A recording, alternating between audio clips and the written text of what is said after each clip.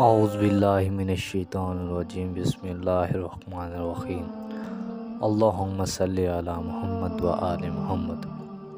وہ کون سا شخص ہے جس کی عبادت قبول نہیں ہوتی؟ دیکھیں اس ویڈیو میں۔ میں امید کرتا ہوں کہ آپ سب خیر و عافیت سے ہوں گے، خوش و خرم ہوں گے۔ حرام کی کمائی والے کی کوئی عبادت قبول نہیں کی جاتی۔ اگر تو اتنی نمازیں پڑھے کہ تیری پیٹھ دوری ہو جائے اور اتنے روزے رکھے کہ تو بال کی طرح باریک ہو جائے، اور ان چیزوں کا اس وقت تک کوئی فائدہ نہیں جب تک حرام سے پرہیز نہ کرے گا۔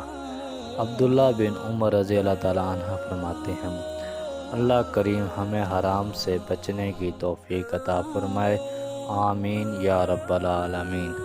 پیارے دوستو، ہم سب کو خود بھی حرام سے بچنا چاہیے اور دوسروں کو بھی اس سے بچنے کی کہا جائے، تاکہ اللہ پاک کی گئی ہم سب کی نیک عبادات اپنی بارگاہ میں قبول و منظور فرمائے۔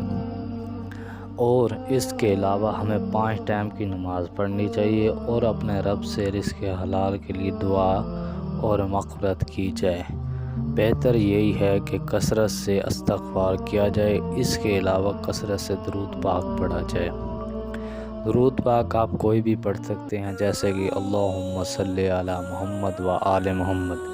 اس کے علاوہ آپ درود ابراہیمی پڑھیں گے تو وہ بہت زیادہ اچھا ہے۔